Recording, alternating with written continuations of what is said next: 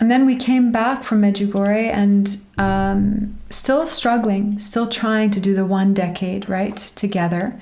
I kept trying to do the full rosary, the whole 4, and it just wasn't happening. But I kept going to daily Mass.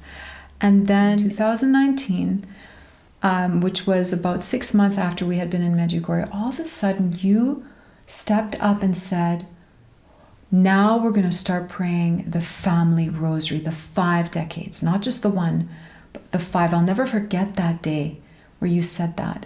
And since then, we've been praying the family rosary after dinner. Mm-hmm. And it was a game changer. It brought peace into our relationship, more peace into the family, just a lot of graces that came from that. Well, right? One thing that triggered that was the went after that to Lourdes, and right. We went to this Wallfort, so this pilgrimage with the airplane. The whole family flew there. We stayed there a week, right. And we went back. Then after that, we went to the pilgrimage of Chartres from Paris to Chartres. There's every Pentecost there's a pilgrimage. Yeah. And those 2 events, they shaped my desire for praying the Rosary for Mary, right? So it was all about Mary. So Chartres as well, there's the Veil of Mary, you have Lourdes, and those things triggered me deciding to go for, let's pray it as a family because we're preparing for this. Right, that's what it was. And it didn't just fall out of the sky like that. It was really those things that we did on top of our normal daily lives, right? That was very exciting, and it was just before the COVID shutdown. Right. And it was after Chartres that we were led to a parish. There was every Saturday morning adoration, rosary, and confession, and that's where we then met our spiritual director, and that's where the desire intensified in me to pray the whole rosary. And then I received the grace in 2020 after the lockdown. Actually, during the lockdown in 2020, I had the grace to do the consecration to Mother Mary. Yeah, that as well, yeah. The 33-day consecration journey from Saint Louis Marie de Montfort. And then understanding how important a spiritual director is, finding my spiritual director, and then receiving the grace on the birthday of Mother Mary 2020 to then be able to pray the whole rosary, joyful, luminous, sorrowful, and glorious. And from then on, I've been able to stay faithful to that commitment to Mother Mary. And you knew about this. And I remember you always mentioning you feel like I'm running ahead and you can't catch up. You can't keep up to me. Mm-hmm. And that was a little bit frustrating for you. But I just kept telling Mother Mary to help you, to guide you, to open you to her graces. And I persevered in the daily Mass as much as I could, the whole rosary daily. We continued to persevere with the daily family rosary. And then it was when was it that we went to Medjugorje the second time? Last summer. 2022. We decided we'd go back, right? And that was especially also a time of grace for you again. And also for the teenage kids that we have now, because there was this youth festival, and we also are thinking of our kids a little bit, that they need that. Get that foundation in and eventually keep that tradition of praying the rosary, which is not so hard. It's not so easy for them to keep that, to be honest. And the time in Medjugorje, the second time, was as beautiful as the first time, and you still feel those graces there, and it's a nice way to grow in your faith. And you had this special grace to go. You had this desire to get up early every morning and go to Apparition Hill, to climb Apparition Hill every single morning. You did this on your own, right? Yeah, I have a freaky tradition. When I go on vacations, I wake up like at 4, and during my normal life, I just don't get out of bed, right? So, Only on holidays. yeah, on holidays, I'm like ready to go.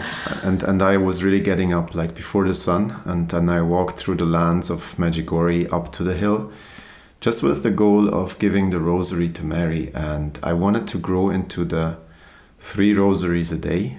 And this is not an easy task, it takes a while. When I first went to Medjugorje, it took 2 years to implement what the priest told me. He said, do adoration and pray the rosary as a family. In 2020, we found our spiritual director at a place where we had weekly adoration. Right. There was then confession coming in, and also the rosary was a big part of this whole thing. He loves the rosary, that priest, and he is just he's a Marian priest, really. Like he's a rosary priest, just like Peyton in a way. When I went to the apparition hill on last summer, I promised her. I had the rosary book. What was it called? The Promises of the Holy Rosary. The Promises of the Holy Rosary. So I tried to study that and to understand what am I praying here. By Saint Louis-Marie de Montfort. Yeah. Mm-hmm. Yeah. Tough theologian to read, but good. Wow. Yeah. And then, as I went up to the mountain, I also had very painful knees back then, I have to say, but that's just a side story. So I still pushed myself through this. I walked up the mountain with my broken knee, and up on the hill in the morning, before the sun came up, I sat down at peace, quiet, nobody else there, it felt, just me and Mary. And then I told her, I'm going to try this. I'm going to pray the 3 rosaries. Not the 3 mysteries. The whole Psalter. The whole Psalter. I mean, we should once talk about what is a Psalter, because that's also very confusing, right? So I studied the Psalter, and I found out the Psalter is really like a symbolism of the 150 Psalms, which is way too long to pray every day, which you don't have to. So they kind of like reduced it to the 150 Hail Marys, which is feasible. And easy, actually, peanuts. If imagine you'd have to do the Psalms every day, that's like so long. But doing the Rosary, it's nothing. The Psalms of David was like a version of the Psalter. Yeah, like a precursor, or like a foretelling of the Rosary. And what happened when you gave that promise? I have to go to the promise. Yeah, you want to say? I have smelled an intense vanilla scent in my nose. It didn't go away. It was like there was nobody there. Maybe 2 people came up with the backpack. They also came up there. But I was on that rock, and I smelled such a strong vanilla scent. Yeah. And it did not go away. When I promised her to do that, she gave me that smell. And it turns out, it's your favorite scent, vanilla. And Mother Mary knows that. So it was her way of showing you that she's approving of that resolution of yours to become a Psalter man. And you started to be praying. I went to confession again.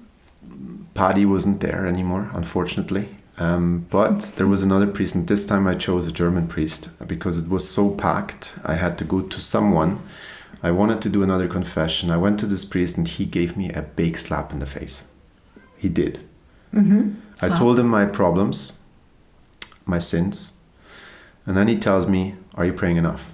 Are you praying enough? Are you praying enough?" Boom. Boom. He slapped me right there. I was bleeding. I was like on the floor. He just knocked me out in one sentence, and I felt so frustrated after that. But sometimes it's hard to hear the truth, right? I was really not praying enough. I was just saying, I was just praying 1 rosary a day. And these days, I really believe it is not enough. And even in my childhood, I realize now it was not enough for me to reach the level of holiness that I had the desire to reach. It isn't enough. It's really necessary. Actually, Saint Louis-Marie de Montfort describes in his book, The Promises of the Holy Rosary, that The 5 decades is actually the child's rosary. And that the rosary was always meant to be the 15 mysteries. That's the real rosary. The 150 Hail Marys. That's what every adult is called to pray. But we haven't been taught this. But we've been given the grace to discover that truth. Because there's a clear change in life and grace when it comes to, if you just do the 5 decades and if you do the 15 decades, it's like day and night. There's way less falling into temptation. There's so much more grace, and there's so much less sin. There's real deep peace and deep grace of faithfulness to really become saintly, to become holy, right? I also looked at the Gabi after our video that you mentioned about praying the full rosary, and I was like, what do you mean the full rosary? Do you talk about the 3 or the 4? He means the 4. He means the 4. Okay. I wrote him like, come on, how do you do this? So like the church says to pray Monday, you pray joyful. Tuesday, you pray sorrowful. Wednesday. The minimum, the child's rosary. Yeah, there's a rhythm, right? The luminous is on Thursday, then Friday again, sorrowful, joyful, glorious, right? Then I discovered the novena of Pompei from Bartolo Longo. Blessed Bartolo Longo. That thank you session was so beautiful, it was so easy that the begging was hard, but the thank you say thank you for something you haven't received yet. That's such a change in my life. Just to make that clear, it's 54 days where you pray the joyful, sorrowful, and glorious mysteries daily with some other special prayers. And the first half of those 54 days, you're asking for a certain grace. And then for the second half of it, you're giving thanks for the received grace. Saying thank you ahead of time to Mother Mary, right? Yeah, she explains it so much better. Just so that it's clear. And then that helped you to renew the resolution to be a Psalter man. It renewed the resolution that I did in Medjugorje, but failed. After I came back from Medjugorje, I was not able to do the 3 every day. I was working. You were trying. I was trying. Sometimes I had 1, sometimes I had 3, sometimes I had 4. Yeah. And it was not a good rhythm. And I was like struggling with my spiritual director. I was like telling him like, what should I do? It's not working.